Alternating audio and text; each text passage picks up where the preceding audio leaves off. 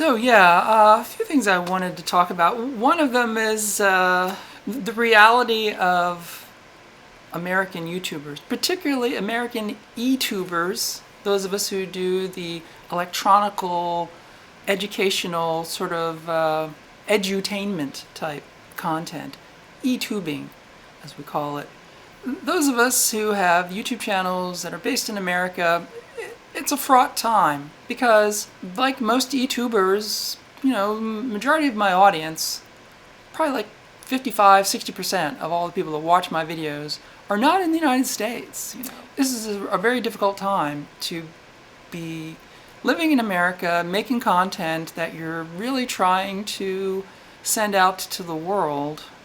On behalf of all of my American YouTubers, I'm going to try and speak for all of us.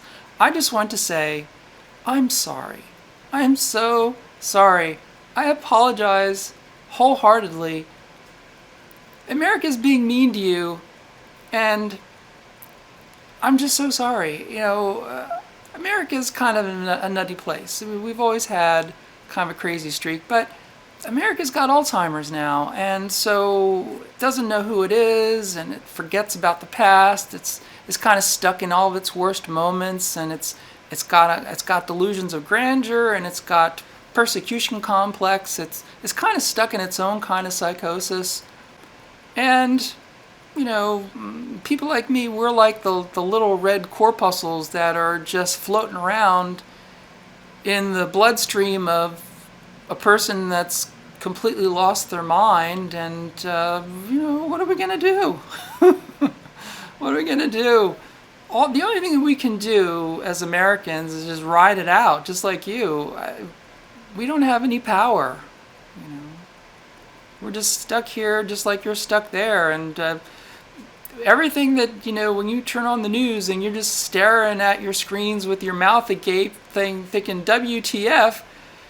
You just imagine the mirror image of that, of we in America sitting there looking at our screens with our mouths agape saying WTF. It's like it's like a hostage situation, It's like Dog Day Afternoon. We're the people that work at the bank who are just stuck in it. That's who we are. We're the people stuck in the bank. And all the mayhem and everything, got no control over that. All we can do is look at it and just say, WTF. Where's it going to go? Who knows? What's America going to do? I don't know. Probably not good things. Probably crazy things. Probably alliance-ending, maybe world-ending things. But what are we going to do? So, what do we do? I spent, the year kind of fuming and sulking, and I realized the only thing that I can do is do whatever I can to make the place that I live better. So I've been spending the year reaching out, giving of myself to try to work on local problems. And Philly's got a lot of problems. Hunger, homelessness, people who have to live outdoors, addiction. These are the problems of Philly. And so I've been trying to do what I can just to make even the smallest dent in the problem. So I started supporting local organizations, groups, artists, things like that. Sharing Excess is one place that I've been supporting for some time, and they gather up food from restaurants, stores, shops, and stuff like that. They basically warehouse food that is unsold. It's perfectly good food. It's not, expired or anything. This is food that would be discarded just because it's not being used. And they have this network with thousands of food suppliers. They warehouse food, they quickly sort it and distribute it to people who need it, and they serve thousands of meals a day in Philly. And so I think they do great work, and I've been supporting them, and also local artists and projects. The Halide Project is one thing that I've really been supporting because, well, I guess for 10 years now. Even before it like became a thing, I was in there supporting it. But the Halide Project, they have now a permanent home, and they've built in their darkroom. It's a combination gallery, darkroom, photography warehouse. They rent out equipment. I think they're doing that now. They have like a lot of like cameras and things like that. I think you can do rentals and stuff, but they do instruction. It's really just preserving the art and science of chemical photography. And they have amazing gallery shows. They're in North Philly, and you can look them up, the Halide Project. And there are local artists too, street artists that I like to support, who are just out there doing stuff like, very immediate for the people. And I'll try to put links in the description and stuff for some of them that I like to support. And the unhoused problem is a big thing. In Center City, there's really no official statistics because there's really no agency really to even take care of. But I think a couple years ago was the last numbers, and I know it's worse now. But that there were over 5,000, maybe 6,000 people living outside in Philadelphia. It's a tremendously huge number, and living in Center City, you can't not run into people outside. It's literally like every block. It's just people living outside. So. That's been something where it's sort of almost futile, but I've been doing what I can to help people out when I can, how I can. It just doesn't feel so hopeless. But I came to realize that, well, if everybody helped out people who are outside rather than ignoring them, then people wouldn't be outside. They would be getting the help that they need.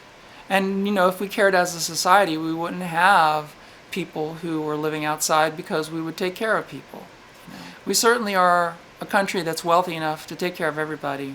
But we don't want to because America is a country that likes to punish people. And, being outdoors is supposed to be a punishment for being unsuccessful. It's supposed to be a punishment for not participating, for not obeying the rules, for being different. It's supposed to be a consequence, a punishment that you're supposed to endure. But as a country, we are unwilling to eliminate poverty, hunger, and homelessness as consequences because the puritanical system of the U.S., they need those punishments in place to enforce the normal lines of what behavior is supposed to be, what people are supposed to be. We could treat people who have addiction. We could house people who don't have a place to live. We could do all that, and we'd be saving money. They actually ran statistics in Philadelphia and found out that for every person who's out on the street, it costs the city $50,000 a year on average to take care of that one person who's outside. That's all in like emergency, medical, police interventions, behavioral problems when they got to intervene and arrest people or put them in treatment or whatever. All of the problems that arise because of people who are outdoors and suffering mental illness and addiction, stuff like that. That the per capita cost to the city of dealing with people, keeping them outside, is like it's like an order of magnitude more than just putting them somewhere where they could actually have shelter.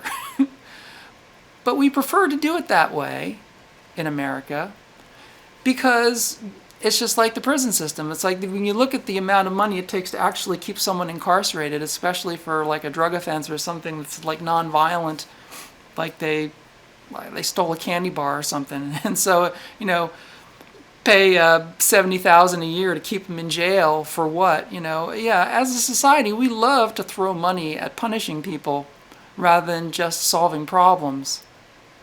That's the way we do it in the U.S. Lots of money, lots of punishment. We have more people in jail in the United States than any country on earth.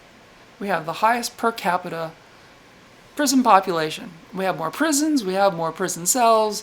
We put more money into punishment in the U.S. than any other country, period. So what are we supposed to do in the United Prison of America? Well, all we can do is just take care of problems that are very close. So, if everybody just reined in their focus and just took care of people close to home and narrowed their focus maybe to just making their block a better place or just making their building a better place, just a little bit, it would make a huge difference. So I think that's all we can do. Just try to be a little nicer to people. It doesn't take a lot of effort just to not be mean. Have a conversation with a total stranger. Be surprised. That's all we gotta do. It doesn't take a whole lot of effort to not be cruel. So, that's all we can do. In the lab. That's where I work. In the lab. Go berserk. In my lab. That's where I work.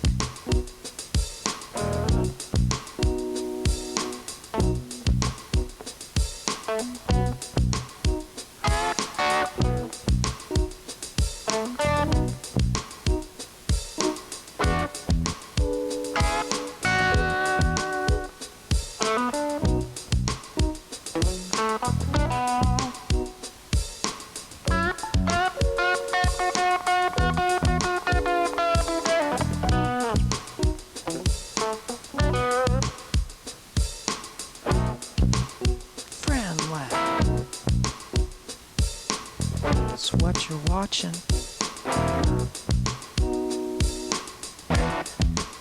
Friend Lab. That's what I'm doing. Working at the bench again.